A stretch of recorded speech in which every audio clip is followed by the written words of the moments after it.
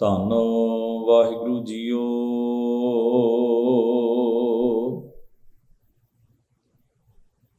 ਦਾਸ ਅਨਿਨ ਮੇਰੋ ਨਿਜ ਰੂਪ,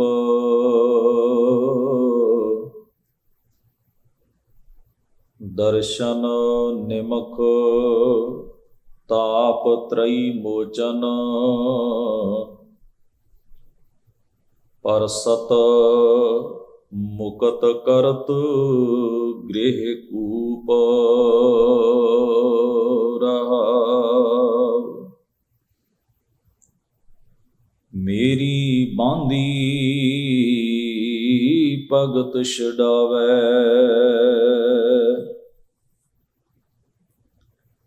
ਬਾਂਧੈ ਭਗਤ ਨਾ ਛੂਟੈ ਮੋਹ।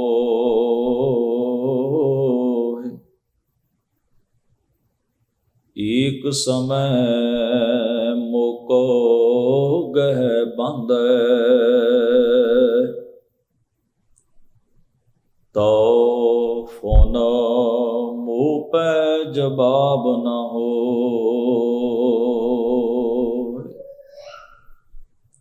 ਮੈਂ ਗੁਣ ਬੰਦ ਸਗਲ ਕੀ ਜੀਵਨ, ਮੇਰੀ ਜੀਵਨ ਮੇਰੇ ਦਾਸ।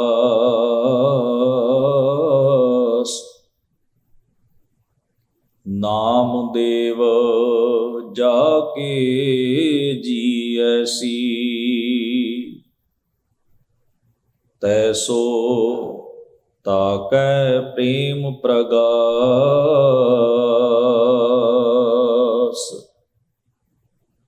ਮੈਂ ਗੁਣ ਬੰਦ ਸਗਲ ਕੀ ਜੀਵਨ,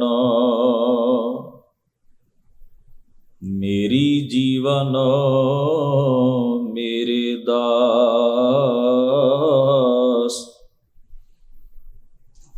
ਨਾਮ ਦੇਵ ਜਾ ਕੇ ਜੀਐਸੀ, ਤੈਸੋ ਤਾਕੈ ਪ੍ਰੇਮ ਪ੍ਰਗਾਸ।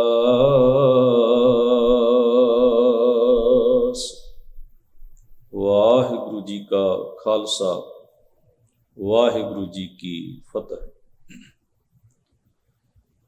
ਗਰੀਬ ਨਵਾਜ ਸਤਿਗੁਰੂ ਧੰਨ ਧੰਨ ਗੁਰੂ ਗ੍ਰੰਥ ਸਾਹਿਬ ਮਹਾਰਾਜ ਜੀ ਦੇ ਪਾਵਨ ਹਜ਼ੂਰ ਗੁਰੂ ਦਰਬਾਰ ਦੀਆਂ ਹਾਜ਼ਰੀਆਂ ਭਰ ਰਹੀ ਗੁਰੂ ਸਵਾਰੀ ਸਾਧ ਸੰਗਤ ਜੀਓ, ਸਤਿਗੁਰੂ ਜੀ ਨੇ ਅਪਾਰ ਮਿਹਰ ਕਿਰਪਾ ਕੀਤੀ ਹੈ। ਸਤ ਸੰਗਤ ਰੂਪ ਵਿੱਚ ਜੁੜ ਬੈਠਣ ਦਾ ਇਹ ਸਮਾਂ ਬਖਸ਼ਿਸ਼ ਰੂਪ ਵਿੱਚ ਆਪਾਂ ਸਭਨਾਂ ਨੂੰ ਪ੍ਰਾਪਤ ਹੋਇਆ ਹੈ।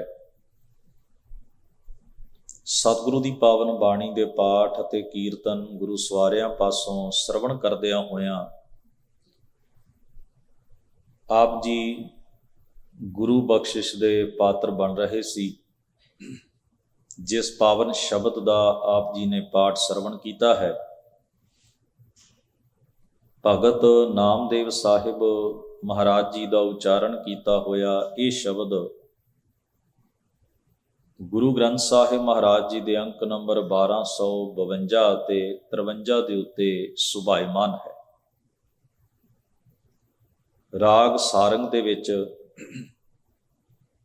ਭਗਤ ਜੀ ਦੇ ਕੁੱਲ 3 ਸ਼ਬਦ ਦਰਜ ਹਨ। ਉਹਨਾਂ ਤਿੰਨਾਂ ਦੇ ਵਿੱਚੋਂ ਇਹ ਤੀਸਰਾ ਸ਼ਬਦ ਹੈ। ਗੁਰਬਾਣੀ ਨੂੰ ਜੇ ਆਪਾਂ ਲੜੀਵਾਰ ਧਿਆਨ ਨਾਲ ਕੇਂਦਰਿਤ ਹੋ ਕੇ ਪੜ੍ਹੀਏ ਤਾਂ ਸਤਿਗੁਰੂ ਜੀ ਨੇ ਆਪਣਾ ਵਿਚਾਰ, ਆਪਣਾ ਉਪਦੇਸ਼ ਕਨਵੇ ਕਰਨ ਲਈ, ਸਾਡੇ ਤੱਕ ਪਹੁੰਚਾਉਣ ਲਈ ਵਿਧਾ ਵਰਤੀ ਹੈ। ਜੁਗਤ ਜਿਸ ਨੂੰ ਆਪਾਂ ਕਹਿੰਦੇ ਹਾਂ, ਤਕਨੀਕ। ਕਈ ਸ਼ਬਦਾਂ ਵਿੱਚ ਆਪ ਜੀ ਵੇਖੋਗੇ ਇੱਕ ਪੰਕਤੀ ਵਿੱਚ ਪ੍ਰਸ਼ਨ ਹੁੰਦਾ ਹੈ, ਸਵਾਲ ਹੁੰਦਾ ਹੈ, ਤੇ ਫਿਰ ਦੂਜੀ ਹੀ ਪੰਕਤੀ ਦੇ ਵਿੱਚ ਜਵਾਬ ਸਤਿਗੁਰੂ ਜੀ ਨੇ ਖੁਦ ਹੀ ਦਰਜ ਕੀਤਾ ਹੁੰਦਾ ਹੈ। ਜਿਵੇਂ ਪਹਿਲੀ ਹੀ ਬਾਣੀ ਆਪਾਂ ਪੜ੍ਹਦੇ ਹਾਂ, ਜਪਜੀ ਸਾਹਿਬ, ਕਿਵ ਸਚਿਆਰਾ ਹੋਈਐ, ਕਿਵ ਕੂੜੈ ਟੁੱਟੈ ਪਾਲ। ਹੁਣ ਇਸ ਪੰਕਤੀ ਦੇ ਵਿੱਚ ਸਵਾਲ ਹਨ ਤੇ ਉੱਤਰ ਨਾਲ ਦੀ ਹੀ ਅਗਲੀ ਪੰਕਤੀ ਵਿੱਚ ਮਹਾਰਾਜ ਨੇ ਬਖਸ਼ਿਸ਼ ਕੀਤਾ ਹੈ, ਹੁਕਮ ਰਜ਼ਾਈ ਚੱਲਣਾ, ਨਾਨਕ ਲਿਖਿਆ ਨਾਲ। ਫਿਰ ਹੋਰ ਪੜ੍ਹੀਏ, ਫੇਰ ਕੇ ਅੱਗੇ ਰੱਖੀਐ, ਜਿਤ ਦਿਸੈ ਦਰਬਾਰ, ਮੂੰਹੋਂ ਕੇ ਬੋਲਣ ਬੋਲੀਐ, ਜਿਤ ਸੁਣ ਧਰੇ ਪਿਆਰ। ਮਹਾਰਾਜ ਇਸ ਦਾ ਉੱਤਰ ਦਰਜ ਕਰਦੇ ਹਨ, ਅੰਮ੍ਰਿਤ ਵੇਲਾ ਸੱਚ ਨਾਉ ਵਡਿਆਈ ਵਿਚਾਰ, ਕਰਮੀ ਆਵੈ ਕਪੜਾ, ਨਦਰੀ ਮੋਖ ਦੁਆਰ, ਨਾਨਕ ਈਵੈ ਜਾਣੀਐ, ਸਭ ਆਪੇ ਸਚਿਆਰ। ਦੋ ਪੰਕਤੀਆਂ ਵਿੱਚ ਪ੍ਰਸ਼ਨ ਹਨ ਤੇ ਤਿੰਨਾਂ ਪੰਕਤੀਆਂ ਵਿੱਚ ਸਤਿਗੁਰੂ ਜੀ ਨੇ ਇਹਨਾਂ ਦੋ ਪੰਕਤੀਆਂ ਦੇ ਸਵਾਲਾਂ ਦਾ ਜਵਾਬ ਦਿੱਤਾ। ਤੋ ਇਹ ਜੁਗਤ ਹੈ, ਵਿਧਾ ਹੈ। ਲਾਲਨ ਰਾਵਿਆ ਕਵਨ ਗਤੀਰੀ, ਸਖੀ ਬਤਾਵੋ ਮੁਝਹਿ ਮਤੀਰੀ, ਸੁਹਬ ਸੁਹਬ ਸੁਹਬੀ, ਆਪਣੇ ਪ੍ਰੀਤਮ ਕੈ ਹੋਂ ਰੰਗ ਰਤੀ ਰਹਾਓ। ਹੁਣ ਸਤਿਗੁਰੂ ਜੀ ਦੇ ਇਸ ਸ਼ਬਦ ਨੂੰ ਪੜ੍ਹੀਏ। ਸਵਾਲ ਦਰ ਸਵਾਲ ਹਨ, ਹਰ ਪੰਕਤੀ ਵਿੱਚ ਸਵਾਲ ਕੀਤੇ ਗਏ ਨੇ, ਪ੍ਰਸ਼ਨ ਉਠਾਏ ਗਏ ਨੇ। ਫਿਰ ਸਤਿਗੁਰੂ ਨੇ ਅਖੀਰ ਦੇ ਉੱਤੇ ਸ਼ਬਦ ਦੇ ਜਾ ਕੇ ਉੱਤਰ ਦਰਜ ਕੀਤਾ ਹੈ, ਮਾਣ ਤਾਣ ਅਹੰ ਬੁੱਧ ਹਤੀਰੀ, ਸਾ ਨਾਨਕ ਸੁਹਾਗ ਵਤੀਰੀ। ਤੋ ਸਤਿਗੁਰੂ ਮਹਾਰਾਜ ਨੇ ਫਸਟ ਪਰਸਨ ਵਿੱਚ, ਸੈਕੰਡ ਪਰਸਨ ਵਿੱਚ, ਥਰਡ ਪਰਸਨ ਵਿੱਚ, ਇਸ ਲਹਿਜੇ ਦੇ ਵਿੱਚ ਵੀ ਸਤਿਗੁਰੂ ਨੇ ਬਾਣੀ ਦੇ ਵਿੱਚ ਕੁਝ ਗੱਲਾਂ ਹਨ ਆਪਣੇ ਵੱਲੋਂ, ਕੁਝ ਗੱਲਾਂ ਹਨ ਜਿਵੇਂ ਇੱਕ ਜਗਿਆਸੂ ਪ੍ਰਸ਼ਨ ਕਰਦਾ ਹੈ ਤੇ ਫਿਰ ਉਸ ਦਾ ਉੱਤਰ ਦੂਜਾ ਜਗਿਆਸੂ ਦਿੰਦਾ ਹੈ। ਇਸ ਤਰੀਕੇ ਨਾਲ ਕਿਤੇ ਕਿਤੇ ਸਤਿਗੁਰੂ ਮਹਾਰਾਜ ਨੇ ਸਿੱਧੇ ਰੂਪ ਵਿੱਚ ਨਿਰੰਕਾਰ ਪਰਮੇਸ਼ਰ ਦੀ ਬਾਤ ਸਾਡੇ ਨਾਲ ਸਾਂਝੀ ਕੀਤੀ। ਤੋ ਜਦੋਂ ਵੀ ਅਸੀਂ ਕਿਸੇ ਸ਼ਬਦ ਨੂੰ ਪੜ੍ਹਦੇ ਹਾਂ ਤੇ ਸ਼ਬਦ ਵਿਚਲਾ ਉਪਦੇਸ਼ ਕਿਸ ਰੂਪ ਵਿੱਚ ਕਨਵੇ ਕੀਤਾ ਗਿਆ, ਉਹਦੇ ਲਈ ਤਕਨੀਕ ਜੁਗਤ ਕੀ ਵਰਤੀ ਗਈ ਹੈ, ਉਹਨੂੰ ਵੀ ਨਾਲ ਦੀ ਨਾਲ ਸਮਝਣਾ ਹੁੰਦਾ। ਉਸ ਤੋਂ ਬਿਨਾਂ ਸਾਰੀ ਗੱਲ ਜਿਹੜੀ ਹੈ, ਸ਼ਬਦ ਦਾ ਭਾਵ ਜਿਹੜਾ ਹੈ, ਉਹ ਸੌਖੇ ਢੰਗ ਨਾਲ ਸਮਝ ਨਹੀਂ ਆਉਂਦਾ। ਜਿਹੜਾ ਸ਼ਬਦ ਆਪਣੇ ਸਾਹਮਣੇ ਹੈ, ਜਿਸ ਨੂੰ ਆਪਾਂ ਵਿਚਾਰ ਰਹੇ ਹਾਂ, ਇਸ ਸ਼ਬਦ ਵਿੱਚ ਭਗਤ ਜੀ ਨੇ ਪਰਮੇਸ਼ਰ ਅਕਾਲ ਪੁਰਖ ਵਾਹਿਗੁਰੂ ਨੂੰ ਕੀ ਚੰਗਾ ਲੱਗਦਾ ਹੈ, ਇਸ ਗੱਲ ਦਾ ਪ੍ਰਗਟਾਵਾ ਕਰਦਿਆਂ ਹੋਇਆਂ ਉਹਨਾਂ ਨੇ ਪਰਮੇਸ਼ਰ ਦੀ ਤਰਫ ਤੋਂ, ਮਾਨੋ ਕਿ ਅਕਾਲ ਪੁਰਖ ਵਾਹਿਗੁਰੂ ਦੀ ਮਰਜ਼ੀ ਨੂੰ ਉਹਦੀ ਤਰਫ ਤੋਂ ਇਸ ਸ਼ਬਦ ਵਿੱਚ ਬਿਆਨ ਕੀਤਾ ਹੈ। ਜਿਵੇਂ ਆਪਾਂ ਕਹਿੰਦੇ ਨਾ ਕਿ ਫਲਾਂ ਨੇ ਇਹ ਗੱਲ ਕਹੀ ਕਿ ਮੈਨੂੰ ਆਹ ਚੀਜ਼ ਚੰਗੀ ਲੱਗਦੀ ਹੈ। ਹੁਣ ਜੇ ਅਸੀਂ ਪਹਿਲੀ ਗੱਲ ਨੂੰ ਛੱਡ ਦਈਏ ਤੇ ਅਗਲੇ ਲਫ਼ਜ਼ ਪੜ੍ਹ ਲਏ ਵੀ ਮੈਨੂੰ ਆਹ ਚੀਜ਼ ਚੰਗੀ ਲੱਗਦੀ ਹੈ, ਤੇ ਉਹ ਗੱਲ ਮੇਰੀ ਹੋ ਜਾਏਗੀ, ਉਹਦੀ ਨਹੀਂ ਰਹੇਗੀ।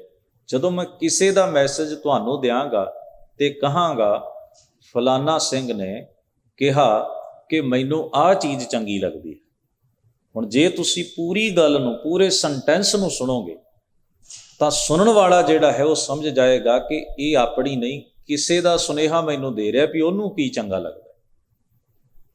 ਤੇ ਜੇ ਅਸੀਂ ਪਹਿਲੀਆਂ ਦੋ ਤਿੰਨ ਗੱਲਾਂ ਨੂੰ ਛੱਡ ਦਈਏ, ਪੂਰਾ ਸੈਂਟੈਂਸ ਨਾ ਸਮਝੀਏ, ਪੂਰਾ ਵਾਕ ਜਿਹੜਾ ਹੈ ਉਸ ਨੂੰ ਧਿਆਨ ਨਾਲ ਨਾ ਸੁਣੀਏ ਤੇ ਵਾਕ ਦਾ ਅਗਲਾ ਹਿੱਸਾ ਹੀ ਕੇਵਲ ਸੁਣੀਏ, ਇੱਥੋਂ ਸ਼ੁਰੂ ਕਰ ਲਈ ਕਿ ਮੈਨੂੰ ਆਹ ਚੰਗਾ ਲੱਗਦਾ ਹੈ, ਤੇ ਫਿਰ ਕਹਿਣ ਵਾਲੇ ਦੀ ਗੱਲ ਮੰਨੀ ਜਾਏਗੀ ਵੀ ਇਹ ਕਹਿਣ ਵਾਲਾ ਜਿਹੜਾ ਇਹ ਆਪਣੀ ਮਰਜ਼ੀ ਦੱਸ ਰਿਹਾ, ਆਪਣੀ ਇੱਛਾ ਦੱਸ ਰਿਹਾ ਵੀ ਮੈਨੂੰ ਕੀ ਚੰਗਾ ਲੱਗਦਾ। ਪਰ ਭਗਤ ਜੀ ਨੇ ਇੱਥੇ ਵਿਧਾ ਵਰਤੀ ਹੈ, ਅਕਾਲ ਪੁਰਖ ਵਾਹਿਗੁਰੂ ਦੀ ਰਜ਼ਾ ਕੀ ਹੈ, ਮਿਹਰ ਕੀ ਹੈ। ਜਿਵੇਂ ਬਾਣੀ 'ਚ ਬਹੁਤ ਥਾਈਂ ਆਏਗਾ ਪਰਮੇਸ਼ਰ ਨੂੰ ਅਜਿਹਾ ਕਰਨ ਵਾਲਾ ਹੀ ਪਿਆਰਾ ਲੱਗਦਾ ਹੈ, ਉੱਥੇ ਗੁਰੂ ਸਾਹਿਬ ਦੱਸ ਰਹੇ।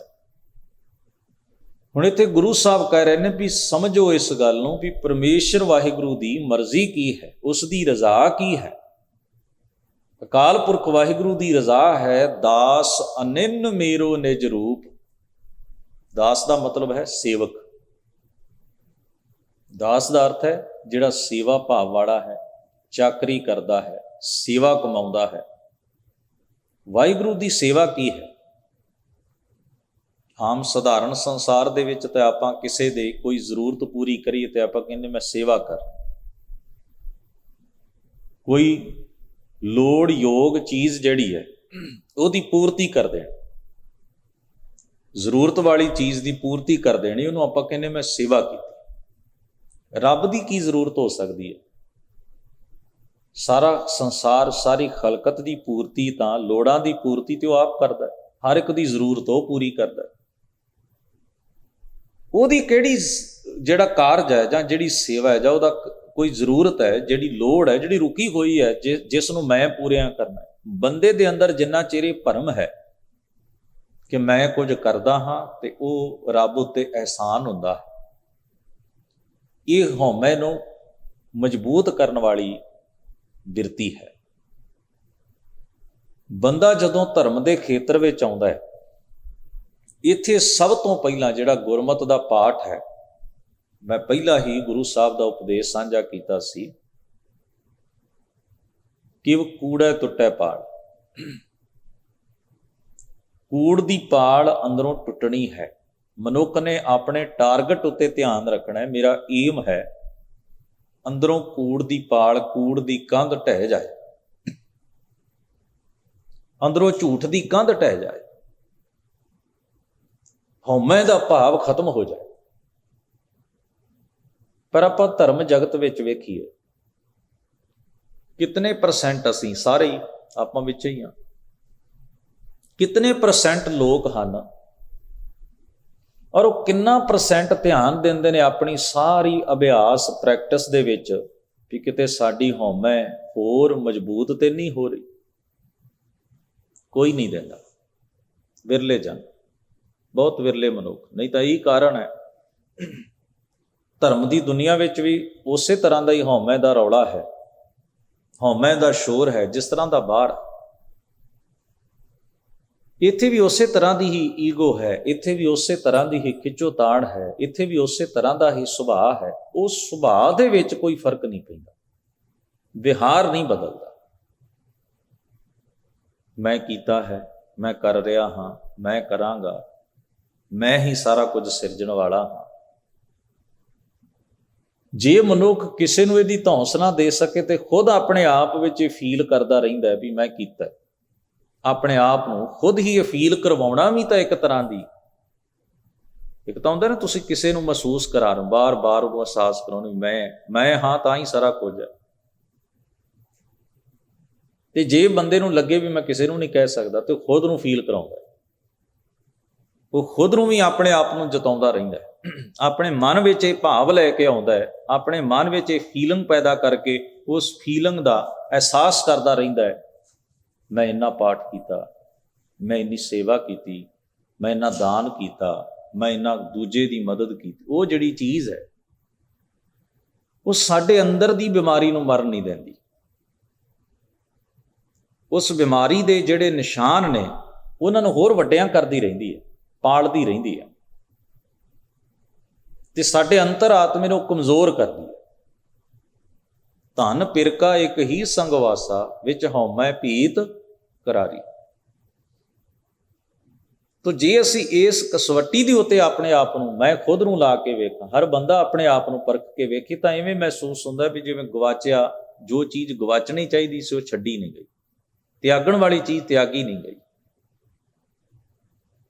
ਐਸਾ ਨਹੀਂ ਕਿ ਅਸੀਂ ਮਿਹਨਤ ਨਹੀਂ ਕੀਤੀ, ਬਹੁਤ ਕੀਤੀ ਹੈ, ਅਭਿਆਸ ਕੀਤਾ ਹੈ। ਹਰ ਬੰਦੇ ਨੇ ਆਪਣਾ ਆਪਣਾ ਅਭਿਆਸ ਕੀਤਾ, ਕਿਸੇ ਥੋੜਾ, ਕਿਸੇ ਬਹੁਤਾ, ਪ੍ਰੈਕਟਿਸ ਕੀਤੀ ਹੈ। ਪਰ ਸਾਡੀ ਉਹ ਸਾਰੀ ਪ੍ਰੈਕਟਿਸ ਤੇ ਸਾਡਾ ਸਾਰਾ ਅਭਿਆਸ ਜਿਹੜਾ ਹੈ ਉਹ ਹਾਥੀ ਦੇ ਨਦੀ ਵਿੱਚ ਨਹਾਉਣ ਦੀ ਨਿਆਈ, ਉਹ ਉੱਥੇ ਦਾ ਉੱਥੇ। ਜਿਵੇਂ ਹਾਥੀ ਦਾ ਸੁਭਾਅ ਮਹਾਰਾਜ ਗੁਰੂ ਤੇਗ ਬਹਾਦਰ ਸਾਹਿਬ ਨੇ ਕਿਹਾ, ਤੀਰਥ ਬ੍ਰਤ ਅਰਦਾਨ ਕਰ ਮਨ ਮੈਂ ਧਰੈ ਗੁਮਾਨ, ਨਾਨਕ ਨੇਫਲ ਜਾਤ ਤੇ ਜਿਉ ਕੁੰਚਰ ਇਸ਼ਨਾਨ। ਹਾਥੀ ਡੂੰਘੇ ਪਾਣੀ ਵਿੱਚ ਉਤਰਦਾ ਹੈ, ਨਹਾਉਂਦਾ ਹੈ, ਸਰੀਰ ਤੋਂ ਸਾਰੀ ਗੰਦਗੀ ਲੈ ਜਾਂਦੀ, ਮੈਲ ਮਿੱਟੀ ਸਭ ਲੈ ਜਾਂਦੀ, ਪਰ ਉਹਦੇ ਇੱਕ ਸੁਭਾਅ ਦਾ ਇੱਕ ਅੰਗ ਹੈ, ਜਦੋਂ ਨਦੀ ਤੋਂ ਬਾਹਰ ਨਿਕਲਣ ਲੱਗਦਾ ਤੇ ਚਿੱਕੜ ਵਾਲੇ ਪਾਣੀ ਨਾਲ ਆਪਣੀ ਸੁੰਡ ਭਰ ਕੇ ਬਾਹਰ ਨਿਕਲਦਿਆਂ ਸਾਰ ਫਿਰ ਆਪਣੇ ਜਿਸਮ ਤੇ ਪਿੰਡੇ ਤੇ ਸੁੱਟ ਲੈ। ਚੰਗਾ ਭਲਾ ਤਨ ਹੋਇਆ, ਤਨ ਸਾਫ਼ ਹੋਇਆ ਹੈ, ਫਿਰ ਉਸੇ ਹੀ ਚਿੱਕੜ ਦੇ ਨਾਲ ਉਸਨੇ ਮੈਲਾ ਕਰ ਲਿਆ, ਫਿਰ ਉਸੇ ਤਰੀਕੇ ਦੇ ਨਾਲ ਹੀ ਉਹਦਾ ਤਨ ਜਿਹੜਾ ਫਿਰ ਮਿੱਟੀ ਨਾਲ, ਚਿੱਕੜ ਨਾਲ ਭਰ ਗਿਆ। ਇਹਦਾ ਮਤਲਬ ਹੈ ਗੁਰੂ ਸਾਹਿਬ ਕਹਿ ਰਹੇ ਨੇ ਵੀ ਕਿਤੇ ਸਾਡਾ ਜਿੰਨਾ ਅਭਿਆਸ ਹੈ ਧਰਮ ਦੇ ਖੇਤਰ ਦਾ, ਮਜ਼ਹਬ ਦੇ ਖੇਤਰ ਦਾ, ਉਹ ਹਾਥੀ ਦੇ ਨਹਾਉਣ ਵਰਗਾ ਤੇ ਨੇ ਵੀ 2 ਪਲ ਲਈ ਫਰਕ ਪਿਆ ਤੇ ਫਿਰ ਉਸੇ ਚਿੱਕੜ ਵਿੱਚ ਹੀ ਲਿਬੜ ਪਿਆ। ਇਸ ਨੂੰ ਗੁਰੂ ਸਾਹਿਬ ਨੇ ਕਿਹਾ ਵਾਹਿਗੁਰੂ ਅਕਾਲ ਪੁਰਖ ਦੇ ਪ੍ਰਤੀ ਜੋ ਸਮਰਪਣ ਭਾਵ ਹੈ। ਸਮਰਪਣ ਭਾਵ ਦਾ ਮਤਲਬ ਸਭ ਤੋਂ ਪਹਿਲੀ ਇਹ ਗੱਲ ਮੰਨਣਾ ਵੀ ਮੈਂ ਚੰਗਿਆਈ ਕਮਾ ਰਿਹਾ ਹਾਂ ਤੇ ਮੈਂ ਜੋ ਕਰ ਰਿਹਾ ਹਾਂ ਚੰਗਿਆਈ ਨੂੰ ਸਮਰਪਿਤ ਹੋ ਕੇ ਕਰ ਰਿਹਾ, ਪਰਮੇਸ਼ਰ ਨੂੰ ਸਮਰਪਿਤ ਹੋ ਕੇ ਕਰ, ਕਿਸੇ ਤੇ ਅਹਿਸਾਨ ਨਹੀਂ ਕਰ ਰਿਹਾ, ਨਾ ਸੰਸਾਰ ਦੇ ਕਿਸੇ ਮਨੁੱਖ ਤੇ, ਨਾ ਗੁਰੂ ਤੇ। ਗੁਰੂ ਤੇ ਤਾਂ ਮੈਂ ਕਰ ਹੀ ਨਹੀਂ ਨਾ ਸਕਦਾ, ਨਾ ਪਰਮੇਸ਼ਰ ਤੇ, ਨਾ ਪਰਮੇਸ਼ਰ ਤੇ ਅਹਿਸਾਨ ਹੋ ਸਕਦਾ, ਕਿਉਂਕਿ ਮੇਰਾ ਆਪਣਾ ਕੁਝ ਵੀ ਨਹੀਂ। ਦਾਸ ਭਾਵ ਦਾ ਮਤਲਬ ਹੈ ਸਮਰਪਣ ਹੋਣਾ, ਜਿੱਥੇ ਹਉਮੈ ਹੰਕਾਰ ਦੀ ਲੇਸ, ਲਪਟ, ਪ੍ਰਭਾਵ ਜ਼ਰਾ ਜਿੰਨਾ ਵੀ ਨਹੀਂ ਹੈ ਸੁਰਤ ਵਿੱਚ, ਉਸੇ ਨੂੰ ਹਜ਼ੂਰ ਨੇ ਪਰਮੇਸ਼ਰ ਦਾ ਸੇਵਕ ਮੰਨਿਆ ਬਾਣੀ ਵਿੱਚ। ਉਹਦੀ ਰਜ਼ਾ 'ਚ ਰਾਜ਼ੀ ਰਹਿਣਾ, ਭਲੇ ਕਰਮ ਕਰਨੇ, ਇਸ ਨੂੰ ਸਤਿਗੁਰੂ ਨੇ ਅਕਾਲ ਪੁਰਖ ਦੀ ਸੇਵਾ ਕਿਹਾ। ਹੋਰ ਨਹੀਂ ਤੇ ਬੰਦਾ ਸੰਸਾਰ 'ਚ ਬੜੇ ਭੁਲੇਖੇ ਬਣਾਉਂਦਾ ਹੈ, ਆਪਣੀ ਮਰਜ਼ੀ ਦਾ ਰੱਬ ਬਣਾ ਕੇ ਉਹਦੀ ਪ੍ਰਤਿਮਾ ਮੂਰਤੀ ਬਣਾ ਲੈ, ਜਾਂ ਕਿਸੇ ਬੰਦੇ ਨੂੰ ਮੰਨ ਲੈ, ਜਾਂ ਕਿਸੇ ਥਾਂ ਤੇ ਕਿਸੇ ਚੀਜ਼ ਨੂੰ ਮੰਨ ਲੈ, ਫਿਰ ਨਿੱਕੀਆਂ ਨਿੱਕੀਆਂ ਚੀਜ਼ਾਂ ਨੂੰ ਭੇਟਾ ਕਰਦਾ ਰਹਿੰਦਾ ਤੇ ਸਮਝਦਾ ਰਹਿੰਦਾ ਵੀ ਜੇ ਮੈਂ ਅੱਜ ਰੱਬ ਨੂੰ ਫੁੱਲ ਨਾ ਭੇਟਾ ਕਰਦਾ ਤਾਂ ਉਹ ਤਾਜ਼ਗੀ ਕਿਵੇਂ ਮਹਿਸੂਸ ਕਰਦਾ, ਜੇ ਮੈਂ ਉਹਨੂੰ ਪ੍ਰਸ਼ਾਦੇ ਦਾ ਭੋਗ ਨਾ ਲਵਾਉਂਦਾ ਤੇ ਖੌਰੇ ਰੱਬ ਭੁੱਖਾ ਰਹਿ ਜਾਂਦਾ, ਜੇ ਮੈਂ ਉਹਨੂੰ ਕੜਾਹ ਨਾ ਖਵਾਉਂਦਾ ਤੇ ਤਾਂ ਰੱਬ ਭੁੱਖਾ ਰਹਿ ਜਾਂਦਾ, ਜੇ ਖੀਰ ਦਾ ਭੋਗ। ਇਹ ਸਾਰੀਆਂ ਚੀਜ਼ਾਂ ਸਾਡੀਆਂ ਘਾੜਤਾਂ ਨੇ ਜੀ। ਜੇ ਦੂਜੇ ਸੋਚਦੇ ਆ, ਅਸੀਂ ਵੀ ਐਵੇਂ ਹੀ ਸੋਚਦੇ ਹਾਂ।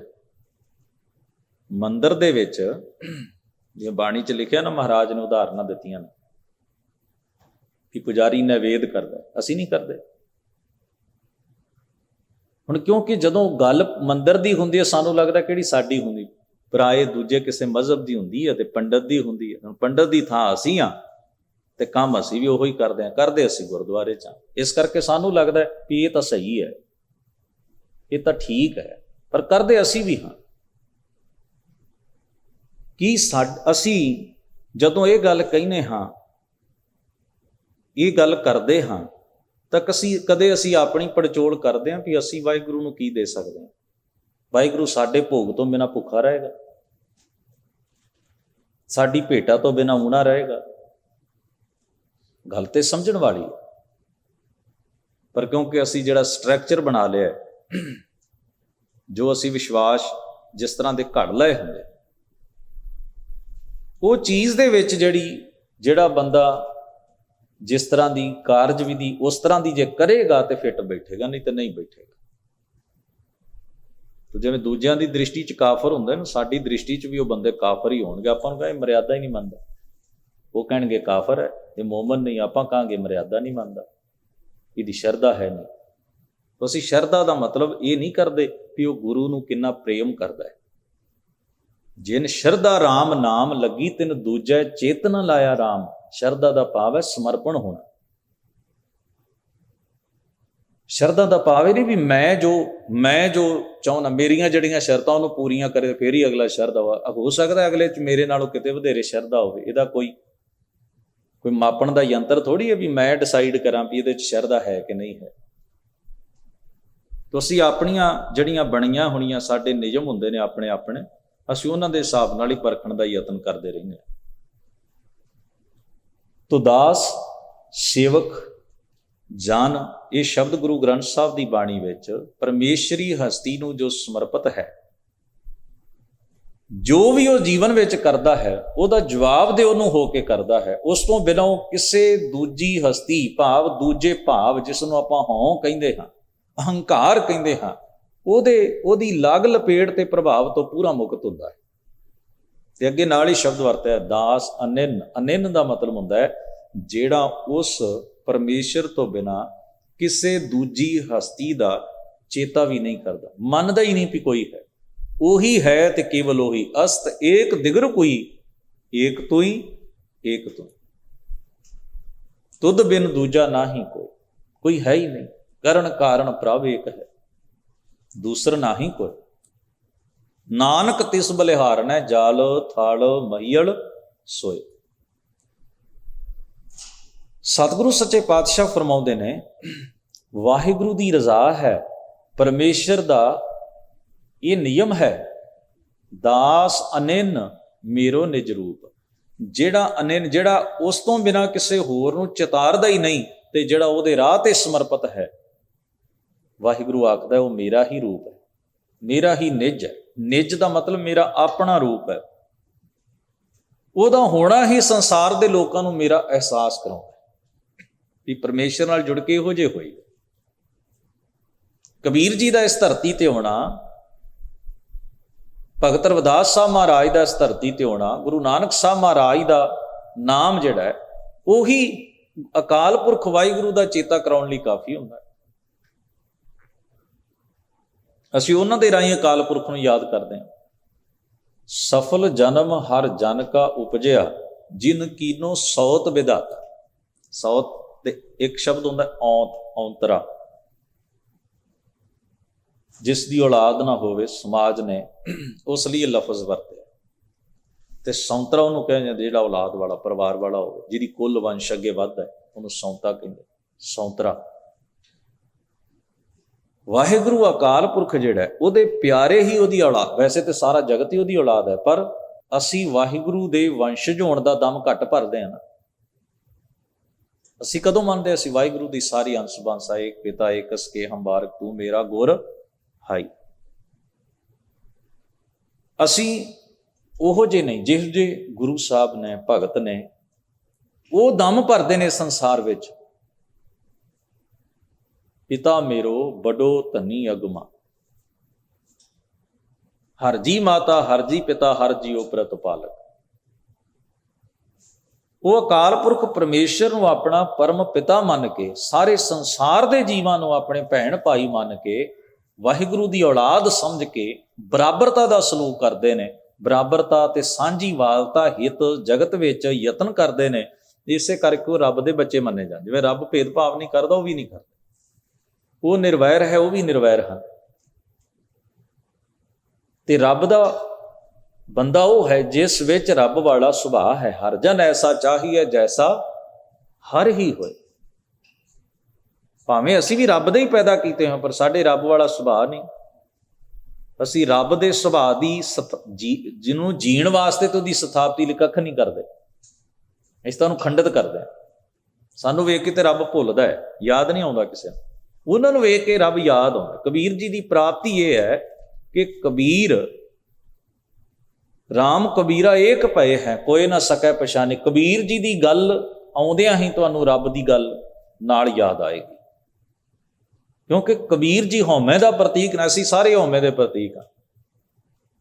ਅਸੀਂ ਕਮਾਈ ਜੋ ਕੀਤੀ ਹੈ ਉਹੀ ਸੰਸਾਰ ਸਾਹਮਣੇ ਆਏਗੀ। ਸਾਡੇ ਨਾਮ ਨਾਲ ਹਉਮੈ ਹੈ, ਸਵਾਰਥ ਹੈ। ਅਸੀਂ ਜਿਹੜਾ ਕਰੈਕਟਰ ਬਿਲਡ ਕੀਤਾ ਹੈ, ਸਾਡੇ ਨਾਂ ਨਾਲ ਉਹ ਕਰੈਕਟਰ ਹੀ ਦੁਨੀਆ ਸਾਹਮਣੇ ਆਏਗਾ। ਤੇ ਇਸ ਵਾਸਤੇ ਭਗਤ ਜੀ ਫਰਮਾਉਂਦੇ ਨੇ, ਦਾਸ ਅਨਿਨ ਮੇਰੋ ਨਿਜ ਰੂਪ। ਮੇਰਾ ਅਨਿਨ ਸੇਵਕ ਜੋ ਮੇਰੇ ਤੋਂ ਬਿਨਾਂ ਕਿਸੇ ਹੋਰ ਨੂੰ ਚਿਤਾਰਦਾ ਨਹੀਂ, ਭਾਵ ਵਫਾਦਾਰੀ ਦੀ ਮਿਸਾਲ ਹੈ, ਜੋ ਮੈਨੂੰ ਸਮਰਪਿਤ ਹੈ, ਉਹ ਮੇਰੇ ਨਿਜ ਦਾ ਰੂਪ ਹੈ, ਮੇਰਾ ਆਪਣਾ ਰੂਪ ਹੈ। ਜਿਸ ਨੂੰ ਭਗਤ ਰਵਿਦਾਸ ਜੀ ਨੇ ਇੱਕ ਸ਼ਬਦ ਵਿੱਚ ਕਿਹਾ, ਆਪਾਂ ਉਹ ਵਿਚਾਰਿਆ, ਸੰਤ ਤੁਝੀ ਤਨ ਸੰਗਤ ਪ੍ਰਾਨ। ਤੇਰੇ ਪਿਆਰੇ ਹੀ ਤੇਰਾ ਸਰੂਪ ਹਨ। ਸਤਿਗੁਰੂ ਸੱਚੇ ਪਾਤਸ਼ਾਹ ਫਰਮਾਉਂਦੇ ਨੇ, ਦਰਸ਼ਨ ਨਿਮਖ ਤਾਪ ਤਰਈ ਮੋਚਨ। ਇੱਕ ਨਿਮਖ ਅੱਖ ਝਮਕਣ ਜਿੰਨਾ ਸਮਾਂ, ਐਸੇ ਰੱਬੀ ਪਿਆਰਿਆਂ ਦੇ ਦੀਦਾਰ, ਉਹਨਾਂ ਦਾ ਅਨੁਭਵ, ਉਹਨਾਂ ਨੂੰ ਜਾਣਨ ਮਾਤਰ ਨਾਲ। ਦਰਸ਼ਨ ਦਾ ਅਰਥ ਸ਼ਰਵਣ ਦਰਸ਼ਨ ਵੀ ਮੰਨੇ ਨੇ, ਨੇਤਰ ਦਰਸ਼ਨ ਵੀ ਮੰਨੇ ਨੇ, ਸ਼ਬਦ ਦਰਸ਼ਨ ਵੀ ਮੰਨੇ। ਦਰਸ਼ਨ ਦਾ ਮਤਲਬ ਹੁੰਦਾ ਜਾਣਨਾ। ਉਹਨਾਂ ਨੂੰ ਜਾਣਨ ਮਾਤਰ ਨਾਲ ਤਿੰਨੇ ਤਾਪ ਜਿਹੜੇ ਹਨ, ਆਦ ਵਿਆਦ ਉਪਾਦ ਤੋਂ ਮਨੁੱਖ ਦਾ ਖਹਿੜਾ ਛੁੱਟ ਜਾਂਦਾ ਹੈ। ਆਦ ਮਨ ਦੇ ਦੁੱਖ ਹਨ, ਵਿਆਦ ਤਨ ਦੇ ਦੁੱਖ ਹਨ, ਜਿਹੜੇ ਮਨ ਤੋਂ ਤਨ ਵੱਲ ਸਫ਼ਰ ਕਰਦੇ ਹਨ। ਤੇ ਉਪਾਦ ਦਾ ਮਤਲਬ ਹੈ ਭਰਮ ਰੂਪੀ ਦੁੱਖ, ਜਿਹੜੇ ਭਰਮਾਂ ਭੁਲੇਖਿਆਂ ਵਿੱਚ ਪੈ ਕੇ ਅਸੀਂ ਸੇੜਦੇ।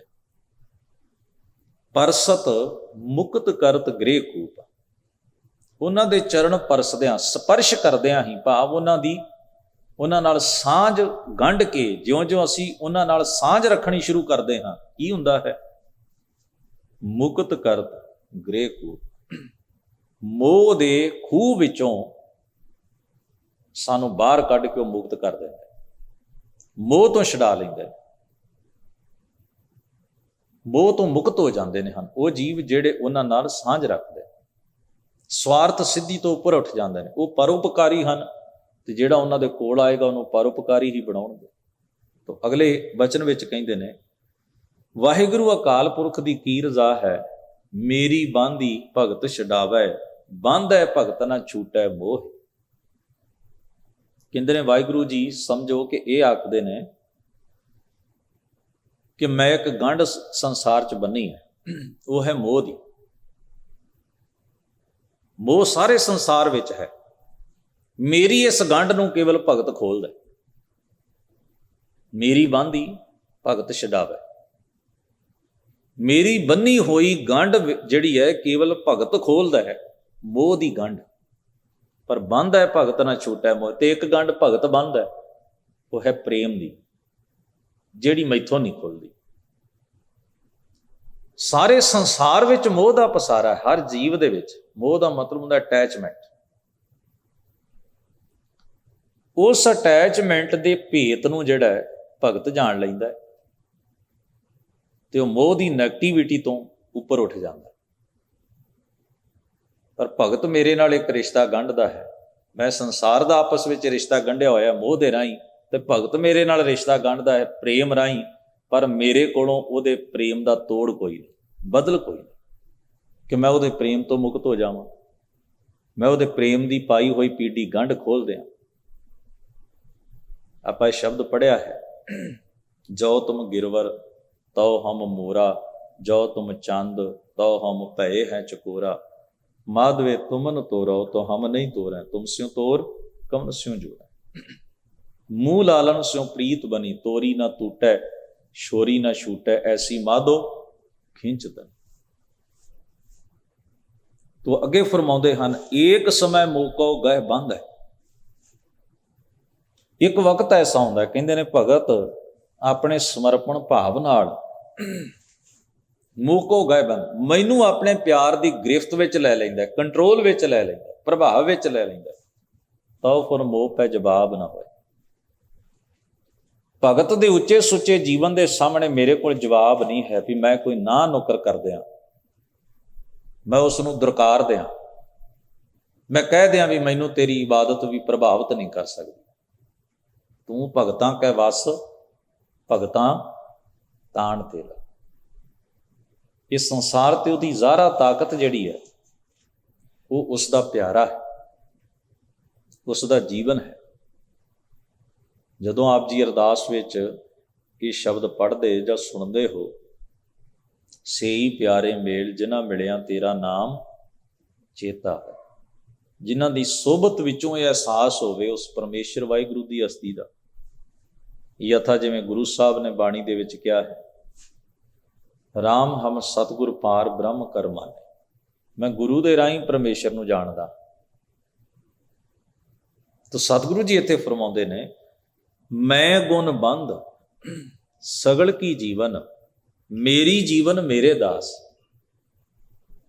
ਮੈਂ ਸਾਰੇ ਸੰਸਾਰ ਨੂੰ ਜੀਵਨ ਦਾਨ ਬਖਸ਼ਣ ਵਾਲਾ। ਭਗਤ ਜੀ ਪਰਮੇਸ਼ਰ ਦੀ ਤਰਫੋਂ ਕਹਿੰਦੇ ਨੇ ਵਾਹਿਗੁਰੂ ਸਾਰੇ ਜਗਤ ਨੂੰ ਜੀਵਨ ਦਾਨ ਬਖਸ਼ਣ ਵਾਲਾ ਹੈ, ਪਰ ਭਗਤ ਉਸ ਪਰਮੇਸ਼ਰ ਨੂੰ ਆਪਣੇ ਗੁਣਾਂ ਦੇ ਪ੍ਰਭਾਵ ਨਾਲ, ਗੁਣਾਂ ਦੀ ਸਾਂਝ ਨਾਲ, ਪ੍ਰੇਮ ਤੇ ਮੁਹੱਬਤ ਤੇ ਪ੍ਰੀਤ ਦੀ ਸਾਂਝ ਵਿੱਚ ਬੰਨ੍ਹ ਲੈਂਦਾ ਹੈ, ਗ੍ਰਿਫਤ ਵਿੱਚ ਲੈ ਲੈਂਦਾ ਹੈ।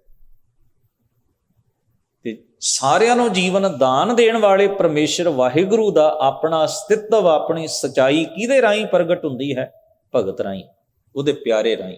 ਮੇਰੀ ਜੀਵਨ ਮੇਰੇ ਦਾਸ, ਮੇਰਾ ਜੀਵਨ ਮੇਰੇ ਭਗਤਾਂ 'ਚ ਵਸ, ਮੇਰੀ ਜ਼ਿੰਦਗੀ ਮੇਰੇ ਭਗਤ ਨੇ, ਮੈਂ ਸਾਰਿਆਂ ਨੂੰ ਜੀਵਨ ਦਾਨ ਦਿੰਦਾ, ਪਰ ਮੇਰਾ ਜੀਵਨ ਮਾਨੋ ਮੇਰੇ ਭਗਤ ਬਣ ਜਾਂਦੇ, ਯਾਨੀ ਕਿ ਉਹ ਮੈਨੂੰ ਆਪਣੇ ਮੇਰੇ ਆਤਮਾ ਵਰਗੇ, ਜਿਸ ਤਰ੍ਹਾਂ ਦਾ ਮੈਂ ਹਾਂ ਸੁੱਚਾ ਤੇ ਨਿਰਮਲ, ਇਵੇਂ ਉਹਨਾਂ ਦਾ ਅੰਤਰ-ਆਤਮਾ ਸੁੱਚਾ ਤੇ ਪਵਿੱਤਰ ਹੁੰਦਾ ਹੈ। ਕਪਟ ਤੋਂ, ਕ੍ਰੋਧ ਤੋਂ, ਹਰ ਤਰ੍ਹਾਂ ਦੇ ਵਿਕਾਰ ਤੋਂ ਰਹਿਤ, ਪਾਕ ਤੇ ਪਵਿੱਤਰ ਹਸਤੀ ਵਾਲੇ, ਸ਼ੁੱਧ ਨਿਰਮਲ ਅੰਤःਕਰਨ ਆਤਮਾ ਵਾਲੇ। ਫਿਰ ਭਗਤ ਜੀ ਫਰਮਾਉਂਦੇ ਨੇ, ਨਾਮਦੇਵ ਜਾ ਕੇ ਜੀ ਐਸੀ। ਕਹਿੰਦੇ, ਹੇ ਨਾਮਦੇਵ, ਜਿਸ ਦੇ ਜੀ ਦਾ ਮਤਲਬ ਹੈ ਜਿਸ ਦੇ ਨਿਜ ਆਤਮੇ ਵਿੱਚ, ਜਿਸ ਦੇ ਹਿਰਦੇ ਵਿੱਚ ਐਸੀ ਅਨਿੰਨ ਦਾਸ ਭਾਵ ਵਾਲੀ ਇਬਾਦਤ ਹੈ, ਬੰਦਗੀ ਹੈ, ਭਗਤੀ ਹੈ, ਪ੍ਰੇਮ ਹੈ, ਤੈਸੋ ਤਾਕੈ ਪ੍ਰੇਮ ਪ੍ਰਗਾਸ। ਜਿਸ ਦੇ ਅੰਦਰ ਇਹ ਭਾਵਨਾ, ਜਿਸ ਦੇ ਅੰਦਰ ਇਹ ਸਮਝ ਹੈ ਨਾ, ਜਿਹੜੀ ਉੱਪਰਲੇ ਸ਼ਬਦ ਵਿੱਚ ਬਿਆਨ ਕੀਤੀ ਹੈ ਕਿ ਵਾਹਿਗੁਰੂ ਅਕਾਲ ਪੁਰਖ ਨੂੰ ਕਿਹੜਾ ਪਾਉਂਦਾ ਹੈ, ਮੋਹ ਦੀ ਗੰਢ ਖੋਲਣ ਵਾਲਾ ਤੇ ਪ੍ਰੇਮੇਸ਼ਰ ਨਾਲ ਪ੍ਰੇਮ ਦੀ ਗੰਢ ਬੰਨ੍ਹ ਲੈਣ ਵਾਲਾ, ਆਪਣੇ ਗੁਣ ਆਧਾਰ ਜੀਵਨ ਸਦਕਾ ਆਪਣੀ ਸੁੱਚੀ ਆਤਮਾ ਤੇ ਸਾਫ਼ ਹਿਰਦੇ, ਨਿਰਛਲ ਨਿਸ਼ਕਪਟ ਹਿਰਦੇ ਰਾਹੀਂ ਪਰਮੇਸ਼ਰ ਵਾਹਿਗੁਰੂ ਦਾ ਜੀਵਨ ਆਪਾ ਬਣ ਜਾਣ ਵਾਲਾ, ਜਿਹੜਾ ਇਸ ਖੇਡ ਨੂੰ ਸਮਝ ਲੈਂਦਾ, ਜਿਸ ਦੇ ਜੀਵ ਵਿੱਚ ਇਹ ਗੱਲ ਘਰ ਘਰ ਜਾਂਦੀ, ਜਿਸ ਦੇ ਹਿਰਦੇ ਵਿੱਚ ਇਹ ਜੁਗਤ ਟਿਕ ਜਾਂਦੀ ਹੈ, ਤੈਸੋ ਤਾਕੈ ਪ੍ਰੇਮ ਪ੍ਰਗਾਸ। ਉਨਾ ਹੀ ਉਹਦੇ ਹਿਰਦੇ ਦੇ ਵਿੱਚ ਪਰਮੇਸ਼ਰ ਦੇ ਪ੍ਰੇਮ ਦਾ ਪ੍ਰਕਾਸ਼ ਹੋ ਜਾਂਦਾ ਹੈ, ਚਾਨਣ ਹੋ ਜਾਂਦਾ ਹੈ। ਉਹਦਾ ਜੀਵਨ ਹੀ ਪ੍ਰੇਮ ਆਧਾਰਿਤ ਹੈ, ਵਾਹਿਗੁਰੂ ਦਾ ਪ੍ਰੇਮ ਹੀ ਉਸ ਦਾ ਜੀਵਨ ਹੈ। ਸਾਹਿਬ ਕਿਰਪਾ ਕਰਨ, ਸ਼ਬਦ ਦਾ ਉਪਦੇਸ਼ ਸਾਡੇ ਸਭਨਾਂ ਦੇ ਮਨ ਹਿਰਦਿਆਂ ਵਿੱਚ ਵਸੇ। ਮਹਾਰਾਜ ਹੋਈਆਂ ਭੁੱਲਾਂ ਚੁੱਕਾਂ ਦੀ ਖਿਮਾ ਬਖਸ਼ਣ। ਸਭਨਾਂ ਦਾ ਧੰਨਵਾਦ। ਗੁਰੂ ਫਤਿਹ ਸਾਂਝੀ ਕਰੋ। ਵਾਹਿਗੁਰੂ ਜੀ ਕਾ ਖਾਲਸਾ, ਵਾਹਿਗੁਰੂ ਜੀ ਕੀ ਫਤਿਹ।